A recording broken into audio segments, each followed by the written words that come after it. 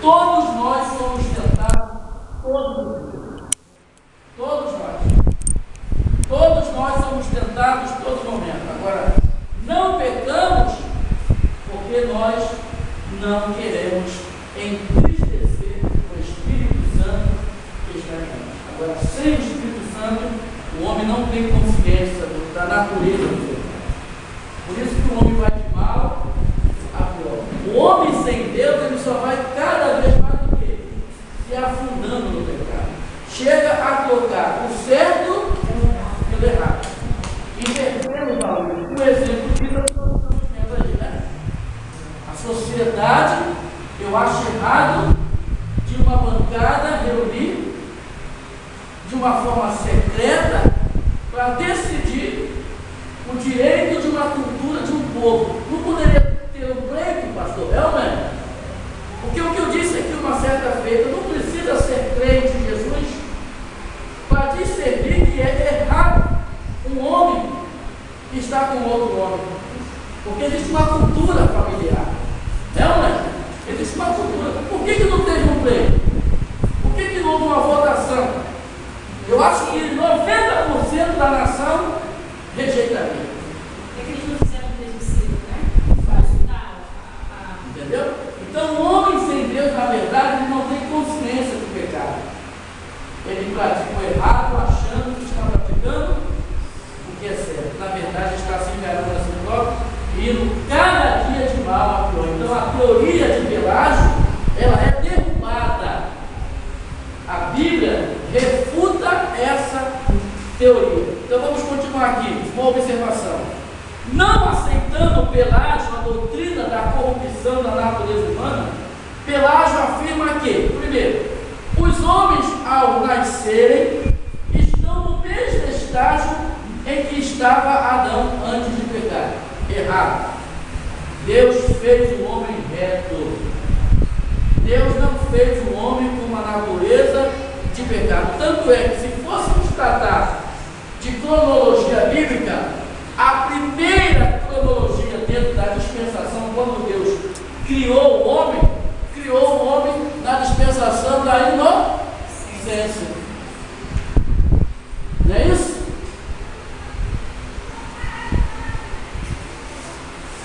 Deus criou o homem inocente. Após o ato do pecado, então passou a ter a dispensação da consciência. O homem sabendo o que era mal e o que era bom. Então, essa teoria de Pelágio não diz que os homens, ao nascer, estão no mesmo estágio em que estava Adão antes do pecado. Veja, porém, o que a Bíblia diz acerca disso. Salmo 51, quando o salmista Davi diz: em pecado se concebeu a minha mãe. Logo o salmista, um rei, Davi lhe disse: olha, eu fui concebido em pecado, eu já saí em pecado. Depois de conceber o filho, saiu em pecado. Então temos a segundo ponto da teoria de Pelágio. Pelágio ensinava que o pecado de Adão afetava unicamente a vida do próprio Adão. A única influência dos pecados de nossos pais em nossa natureza é um mau exemplo dele. Não, o pecado, ele atinge a toda a humanidade. O pecado traz uma desordem geral. Já não traz? Olha, o pecado traz até doenças. Por causa do pecado, doenças têm aparecido na raça humana. Então, o pecado, ele traz uma doença de forma geral, ou seja, todos pecaram, separados, ficaram na glória de Deus. Não escapou um. Não escapou um. Então, essa teoria de Pelágio diz que o pecado de Adão afetava unicamente a vida do próprio Adão. Mentira. Ele, como cabeça da raça, por causa do pecado dele, nós estamos aqui sofrendo as consequências. E a consequência maior é que o pecado lhe traz um salário. Qual é o salário do pecado? A morte. Porque Deus não fez o homem para viver. Deus fez o homem para viver eternamente. Sabe por que eu vou passar um mês? Por causa do pecado de Adão. O salário do pecado é a morte. Então temos aqui o terceiro ponto que Pelágio dizia e ensinava: os homens entram no mundo com o mesmo estado de inocência com que Adão entrou. E se perseverarem neste estado, não tem nenhuma necessidade de uma graça especial por parte do Espírito Santo em seus corações. Isso é uma aberração. O camarada dizer que o ser humano vindo ao mundo, ele pode, por autonomia própria, dispensar a graça. Irmão, o próprio mundo jaz aonde? O sistema do mundo é mau. O sistema do mundo te envolve. Por isso que o texto diz: não ameis o mundo. A palavra mundo ali se refere a isso aqui, ó. Não ameis ao sistema que existe no mundo. Porque esse mundo tem um sistema pecaminoso. Quem é o príncipe deste mundo? O sal da noite. É, mano? Então ele, como príncipe, ele cria um sistema. Como é que eu posso me livrar se eu estou dentro desse sistema? Só quem pode me livrar é a graça. É a graça que pode me livrar. Porque pela graça eu posso ter direito à entrada pela fé e recorrer ao Deus que pode me guardar de toda a minha iniquidade. E se porventura eu me manchar nela, porque estamos sujeitos a nos manchar na iniquidade, porque o mundo está nesse sistema, se porventura eu me manchar, eu recorro a Deus que Ele me purifica de todo o meu pecado. Só Deus. Então o Pelágio aqui, na verdade, estava descartando uma ação por parte de quem? De Deus. Ele estava descartando isso. Com essa teoria, esse Pelágio, né? Quando diz que os homens entram no mundo com o mesmo estado de inocência com que Adão entrou, e se perseverarem neste estado, não tem nenhuma necessidade de uma graça especial por parte do Espírito Santo em seus corações. Então, tem uma refutação bíblica sobre isso. Gálatas 5, versículos 16 e 17, quando diz que a obra da carne é conhecida de onde? De longe.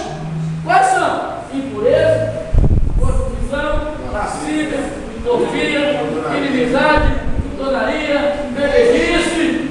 Jesus falou que isso parte dentro do nosso coração. Sabia disso? O ser humano já nasce com o coração cheio de maldade, porque ele vem de uma natureza de pecado. Jesus disse: de onde procedem os maus desígnios, as prostituições, as fornicações, os assassinatos, os homicídios? Parte de dentro do vosso coração. Por isso que quando aceitamos a Jesus, né, devemos fazer como o salmista disse: escondi a tua palavra no meu coração para não pecar. Veja como é que a Bíblia refuta. Então temos aqui outra teoria, chamada teoria de Leibniz. Foi um alemão. Leibniz, ele também deixou uma teoria. Leibniz disse o seguinte: o pecado é uma limitação necessária da existência. Ou seja, o pecado é plausível. É uma portinha que você pode entrar de vez em quando, praticar o que você quer e de vez em quando sair. Deu vontade? Entra é um escape. É o que esse alemão, né, disse. Leibniz. Ele disse o seguinte: o pecado é necessário, porque é o resultado da limitação da criatura. Portanto, a criatura não pode ser absolutamente perfeita, porque desejou ser limitada, ela é limitada. Não, isso é uma aberração também. É querer dizer que o mal deve ser praticado. Isso é uma apologia ao erro. Nós não podemos praticar nenhum tipo de mal, porque todo pecado é mal, porque fere o quê? A santidade de Deus. Temos aqui: se o pecado existe, disse ele, é uma existência necessária, e o homem não é um responsável. Porém, a Bíblia não ensina assim. Não, é isso aí. O autor é Deus que já criou o homem com essa limitação. Irmão, o Espírito Santo que habita em nós, você sabe, eu não precisei te ensinar aqui, ele é como uma campainha, não é? Quando você tem o Espírito Santo,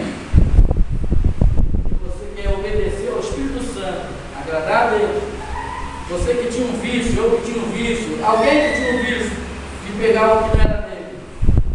Lembre diz que é o mal necessário, porque quando eu posso lá praticar e sair. Né? Isso é um erro, isso é uma falácia. Porque Deus não criou o homem para ser assim. Então, se eu tinha um vício, ou você tinha um vício, se alguém tinha um vício, e esse vício dominava agora que aceitou a Jesus, que é uma nova criatura, antes de eu cometer, quem é que aperta a campanha em mim? O Espírito Santo, não faço. Ei, pastor. Oi. Semana eu faço cursozinho lá. Amém. Aí acabou de falar segunda-feira. Aí eu ia passar no Filme Nacional. Aí eu falei assim, Deus vos entrega as suas próprias e não fica adiante. O camarada está aqui, como se fosse um piedoso, mas sai daqui, ele tem prazer em praticar a iniquidade. Ele está achando que Deus é boneco. Ele está achando que Deus é bobo. Não, ele está achando que Deus não vai ter que ele prestar uma conta com Deus. E não adianta estar aqui,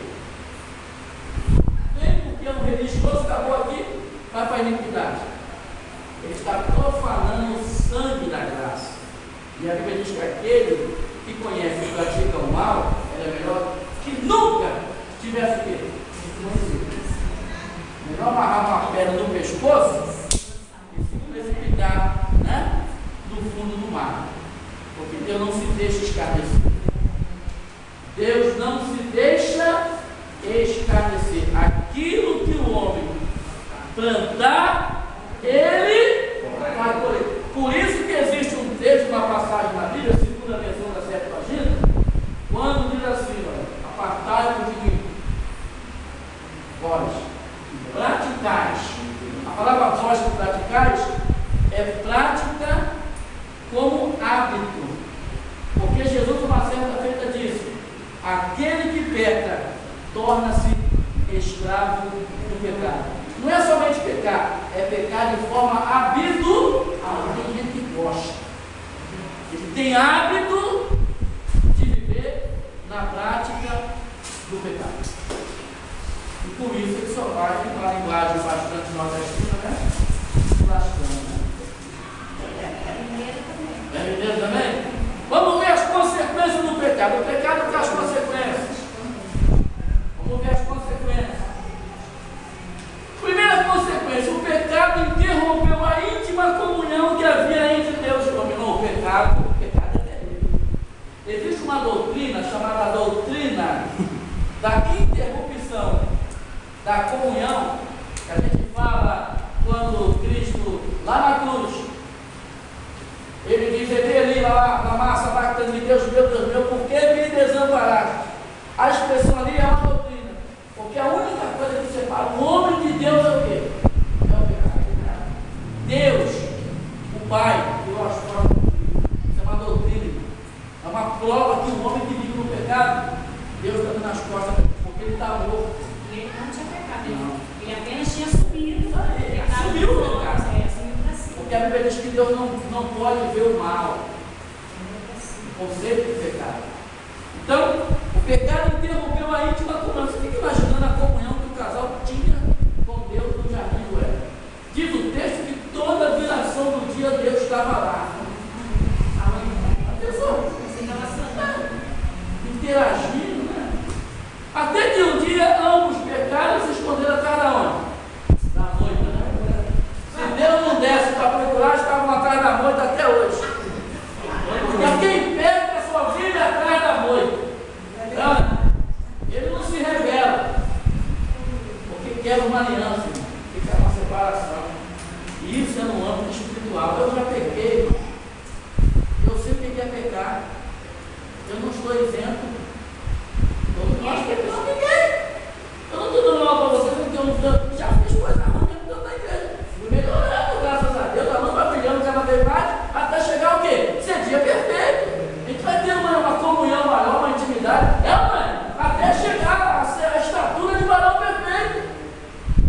Ninguém é perfeito. A gente procura cada dia nos aperfeiçoar, para que os homens vejam as nossas obras e glorifiquem o nosso Pai que está no céu. Não é isso? Essa é a lógica. O pecado foi só eu que pequei, não. O rei Davi também pecou. E o pecado, quando ele separa, a gente sente que estamos perdendo a salvação. Porque a salvação é sentida. Quem sente a sua salvação é você, não sou eu que sinto a sua salvação. Davi disse: torna-me a dar, aleluia, da minha salvação. Estou perdendo. Está lá no Salmo 51, que trata da história quando ele pecou com Batseba, né? Ele sentiu que o pecado o interrompia na comunhão. Tão próprio isso aqui, ó. O pecado interrompeu a íntima comunhão que havia entre Deus e o homem. Esconderam-se de Deus. Onde estás? É a pergunta. Foram expulsos do jardim do Éden. Sabe o que é isso aqui? No Antigo Testamento, irmão, aquele que pecasse. Diz o texto do Antigo Testamento: o quebrado de quebradura não pode estar na congregação do justo. Por isso que tem que haver disciplina. A disciplina não é uma maldade. A disciplina é uma forma da pessoa que pecou reconhecer o seu erro e voltar em comunhão com Deus, se ele quiser realmente servir a Deus. Porque se eu sei que dependo de Deus, eu errei e eu fui disciplinado. Lembra do caso de 1 Coríntios? Que um membro da igreja de Corinto subiu ao leito do próprio pai e deitou com a sua própria mãe. Paulo descobriu aquilo. O que Paulo disse na carta? Que ele seja entregue a Satanás para sofrimento do corpo, mas que a alma seja salva no dia do juízo. Tire-me do meio de vós. Disciplinar o camarada. Na segunda carta de Coríntios, você vê o camarada voltando e a igreja tem que receber. Isso chama-se o quê? Eu necessito da comunhão com Deus. Igreja que não tem disciplina não conhece comunhão com Deus. Sabia disso? Vacilou, tem que ser disciplinado. Ele entender que o que é errado é errado, o que é certo é certo. Então temos aqui o seguinte. Vamos ver na página 12 aqui. O pecado sujeitou o homem à morte. Morte física. Deus disse: comerás do pão até que voltes à terra. Né? Então foi a morte física. O pecado sujeitou o homem à morte. Primeiro, a morte física, a cessação da vida. Segundo, a morte espiritual, a separação do homem longe de Deus. Terceiro, a morte eterna, chamada de segunda morte, é a separação eterna dos que antes de morrerem fisicamente não aceitaram o quê? A salvação. Não, são três tipos de morte: morte física, morte espiritual e morte eterna. A morte física é a cessação da vida. Quem morre não paga, quem morre não compra, quem morre não vende, quem morre não come, quem morre não bebe, quem morre não faz nada. Morreu, acabou, pá! Só que eu posso morrer fisicamente e não estar morto espiritualmente, porque eu morri em Jesus. Morte física é a sensação. O que é a morte espiritual? A morte espiritual é Deus estando aqui te chamando e você, ó, não, prefiro pegar. Eu prefiro que a minha carne quer fazer. Não faz não. Aí você morreu fisicamente. Sabe o que é morte eterna? É você agora querer voltar para Deus e Deus dando as portas para você vir embora. É uma morte eterna, longe da face de Deus, porque após a morte segue o quê? Os justos deles. Deixa eu te falar um negócio que eu tive ontem meditando à noite. Era umas 2h30 da manhã, eu acordei. Eu dormi 1h10 mais ou menos, umas 2h30, acordei, porque me veio um negócio, não sei se acontece com você, mas eu que dou aula, de vez em quando entra uma palavra que eu vou estudar. Aí eu estava lembrando de uma questão seguinte: que o ser humano, sem Deus,